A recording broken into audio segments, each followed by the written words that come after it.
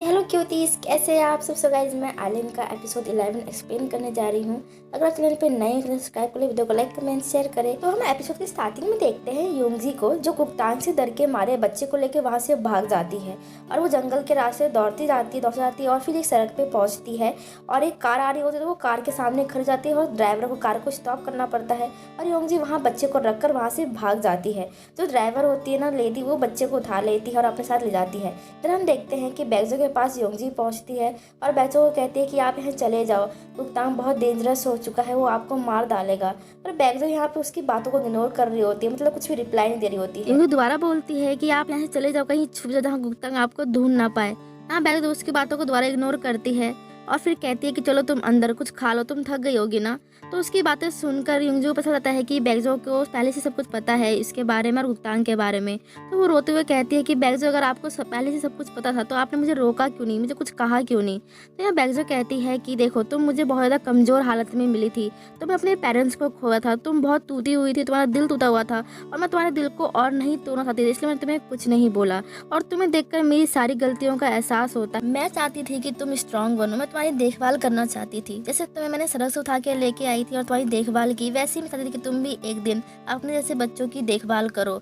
और मैं तामरा में उस टाइम से हूँ जब तामरा बना है, और ये जो भी हो रहा है सब मेरी वजह से हो रहा है, क्योंकि मैंने किसी एक की भी जान नहीं बचा पाई। तो योंगी इन बैगजो की बातें सुनकर काफ़ी बुरा लगता है, काफ़ी गिल्टी फील होता है उसको। तो वो रोने लग जाती है और रोते रोते वो जंगल की तरफ भागना शुरू कर देती है। बीच जंगल में पहुंचती है तो उसे गुप्तांग मिलता है और वो गुप्तांग को कहती है कि आपको रेनी के पास मत जाओ, मुझे पता है कि बाकी के बच्चे हेरोबिन्स कहाँ है। तो गुप्तांग रुकता है और कहता है, तुम्हें क्या लगता है तुम्हारी ग्रेनी ने तुम्हें कुछ नहीं बताया है? मैंने कितना दर्द सहा है, मुझे कितनी तकलीफ हुई थी, मैं भी तो एक बच्चा था ना, फिर भी मुझे इतना दर्द दिया गया, इतना दर्द कि मुझे पता नहीं चला कि कौन सा दिन है और कौन सी रात, बिल्कुल भी समझ नहीं थी मुझे। और उस टाइम बैगजो भी वहीं पे थी, बैगजो की आंखों के सामने कितने सारे बच्चों को मारा गया, बैगजो ने कुछ किया नहीं किया कुछ, उन्होंने एक बच्चे की भी जान नहीं बचाई। अब समय आ चुका है कि बैगजो को उनकी गलतियों का एहसास हो, बैगजो को भी तकलीफ हो, उन्हें भी पता चले कि हमें कितनी तकलीफ हुई थी। तो यहाँ पे योंगजी रोकती है गुप्तांग को, कहती है कि नहीं प्लीज ऐसा मत करो।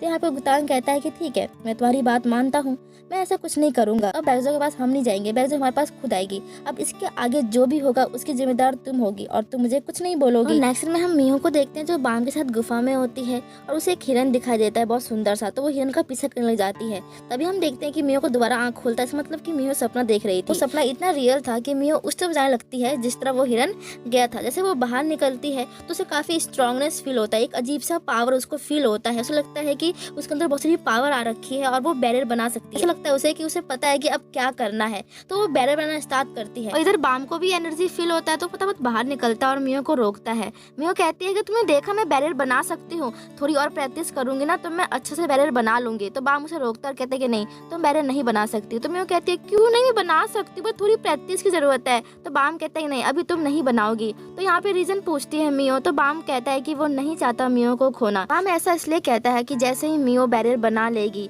और जैसे उसके अंदर बोंगजो की सारी मेमोरी आ जाएगी तो मियो का अस्तित्व खत्म हो जाएगा। नेक्स्ट में हम देखते हैं बैगजो को जो गुप्तांग के प्लेस से पहुंचती है और यहाँ पे गुप्तांग बैगजो को अपनी पावर का यूज करके डराने की कोशिश करता है, पर बैगजो बिल्कुल डरती नहीं और चिल्लाकर कहती है कि योंगजी को वापस करो गुप्तांग। तो गुप्तांग कहता है कि ओ आपको योंगजी चाहिए। तो वो अपनी पावर का यूज करके योंगजी को सामने लेके आता है, कहता है कि आपको पता है मुझे क्या चाहिए, मुझे बचे हुए सारे हेरोबिन्स के लोकेशन दे दो। यहाँ बैगजो मना करती है बताने से, तो गुप्तांग को गुस्सा आता है तो वो योंगजी को टॉर्चर करने लग जाता है, उसे परेशान करता है। अभी योंगजी गुप्तांग से कहती है कि प्लीज मेरी गृहिणी को कुछ मत करना, उन्हें मत मारो, इससे अच्छा है कि तुम मुझे मार डालो। तो यहाँ पे गुप्तांग उसके पास जाता है योंगजी के और उसको अपने खंजर से कट करता है और ये देखकर बैगजो बहुत तेज चिल्लाती है। और दूसरा हम देखते हैं जोहान को, जो मिन्हो और बाम को हर जगह ढूंढ रहा होता है। ढूंढते तो वो बैगजो के घर पहुंचता है पर वहाँ पे कोई होता नहीं है। और अगले सीन में हम देखते हैं जो हेरोबिन्स के स्टैचू होते हैं ना, वो बायवेट करने लग जाते हैं क्योंकि यहाँ पे बैगजो चिल्ला रही होती है, क्योंकि बैगजो ने उसको बनाया है। इस वजह से बैगजो की जो दर्द है ना, ये हेरोबिन्स की स्टैचू फील कर पा रहा होता है।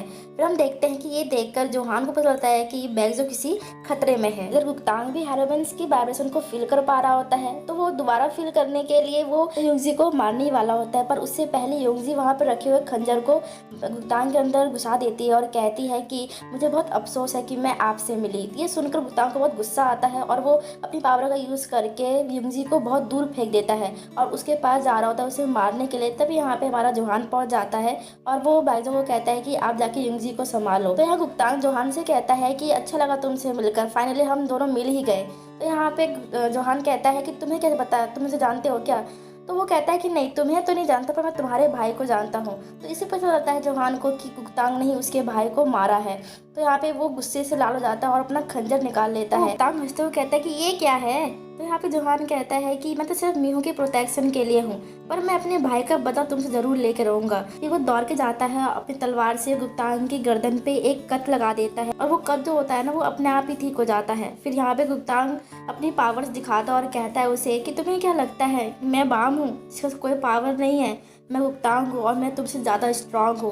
और वो अपनी पावर्स का यूज़ करके जोहान को हरा देता है और फिर बैगजो के पास पहुँचता है और बैगजो को गर्दन से पकड़ के उठा लेता है और दूसरी तरफ युंगजी को अपनी पावर से टॉर्चर कर रहा होता है। ये देखकर बैगजो काफ़ी ज़्यादा दर्द होता है और दुखी होती है और वो कहते हैं कि रुको रुको, उसे छोड़ दो, मैं तुम्हें सब कुछ बता रही हूँ। फिर वो अपनी पावर का यूज़ करके एक होल बनाती है और वो उस जगह पर ले जाता है जहाँ पे सारे हेरोबिन्स की स्टैचू है। तब वो सारे हेरोबिन के स्टैचू के पास जाता है और सारे हेरोबिन स्टैचू को तोड़ देता है और जैसे वो वहाँ से वापस आता है वो बैगजो को खंजर मार देता है और कहता है कि ये सारी गलती आपकी है, आपके होते हुए आपकी आंखों के सामने इतना कुछ हुआ, अगर आप पहले ही रोक देती तो ये सारे दिन आपको देखना नहीं पड़ता। दूसरी तरफ हम देखते हैं कि बैगजो को खंजर लगने से पूरा मौसम अजीब हो जाता है। ये देखकर बाम को पता चल जाता है कि बैगजो खतरे में है। तो वो मीहू को गुफा के अंदर ले जाता है और एक सील बनाकर उसे कहता है कि तुम यहीं रहो, मैं आता हूँ। फिर हम देखते हैं कि बाम गुप्तांग की जगह पे पहुंचता है और सबसे पहले जोहान से मिलता है।